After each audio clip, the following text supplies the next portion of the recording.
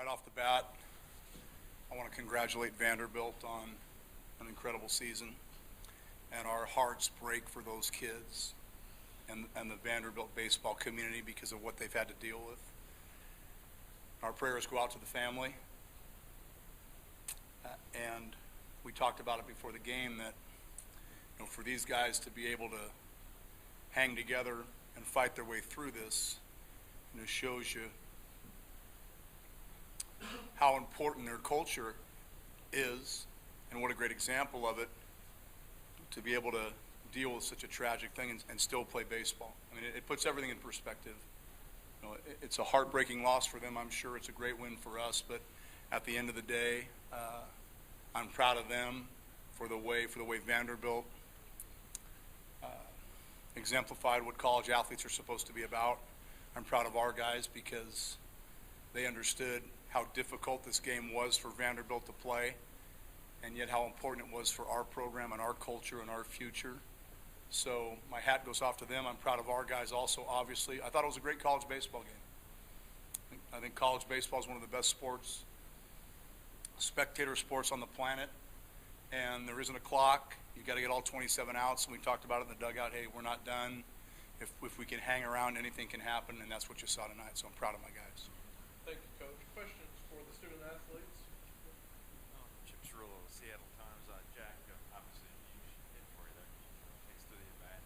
What are you thinking there? Yeah, you know, I'd kind of been struggling up until that point, and you know, I hadn't been really taking good at-bats, but like we talked about in the dugout, and Coach said this a lot, you know, where you just attack the fastball and to stay with it. And I mean, you know, I was looking for a fastball the first pitch, and I got one, and I wasn't going to let that one go to waste and put a good swing on it, and you know, kind of jumped off my bat. Might have lost one of the lights earlier in the game. Does that homer make it more gratifying? Yeah, I mean, that really makes up for that. You know, never saw it off the bat, but you know, that home run, yeah, makes up for it. You're down 6. What are you thinking with that? You know, our group never quits, and that's what I love about our guys. And I mean, that's been our whole year. We've been down. I mean, not a lot of people have picked us from the start, and you know, the only one who believes in us is really our team, and that's all that matters. And you know, there's no quitting us, and you know, this is a great one for us. Your dad, how much does that add to it? Yeah, I mean, that's huge. We didn't want our story to end here, and you know, like Coach said, I'll just echo this. You know, we owed it to Vandy just to play our hearts out. You know, with all the emotions that they've been going through, and I mean, we just owed it to match their intensity. I think we did that tonight.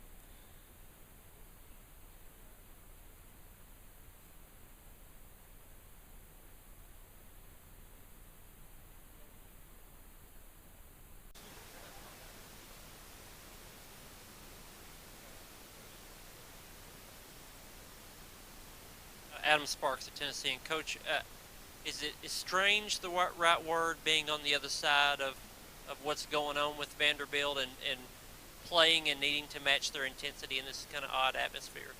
Yeah, I mean, it's a really unique set of circumstances. I've been on that side of it. I've lost players before, and it really takes, obviously, the wind out of your sails. And like I said, it helps young players, 19 to 22 years old, gain some perspective on what's really important.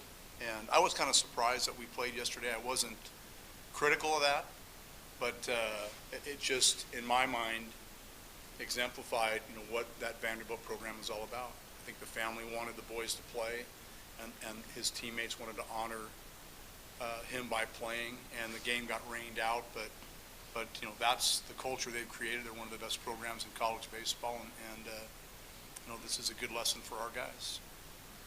Coach, on 2 extra inning homers worked against you yesterday, and now you kind of flipped the script tonight with 2 in it for you. Well, what is it like to reverse that? You know, it's a great feeling. We struggled last night. We were 0 for 17 with runners in scoring position, and we had probably our worst night that we've had all year offensively in terms of quality at bats with runners in scoring position. But baseball on the West Coast is pretty competitive, and in the Pac-12, you've got to put that behind you, like the SEC, and you got to show up the next day and get ready to go back to work. And I think this is a great win for West Coast baseball. It's a great win for the Pac-12. You know, I felt like we were underrepresented as a conference in the postseason, and I feel like the West Coast was a little bit underrepresented in terms of the postseason altogether. We have another team in our league, Oregon State, who I thought should have been involved in this thing.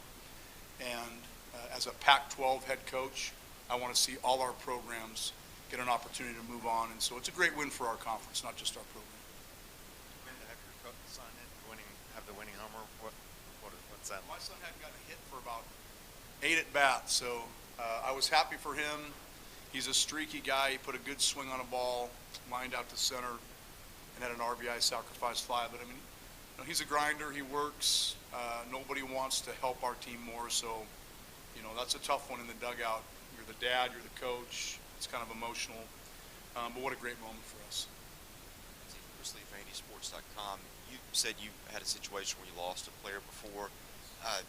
Was that a situation where you had to turn around and play within a couple days of that? And if so, how did you handle it? No, I mean, it wasn't. I can't even imagine that. I had a young man named Philip Valito go home for Christmas vacation when I was at Chico State, lived in Compton, and got shot and killed at a party over the Christmas vacation. Came back, and we had time to process that and deal with it, and we put his initials on the center field fence, and every day before a game or practice, we ran to the center field fence and touched the fence and thought of Philip or anybody else in your life that helped you get to the point where we were. So I can't even fathom, I really can't fathom what it must be like to try to turn around and play the very next day.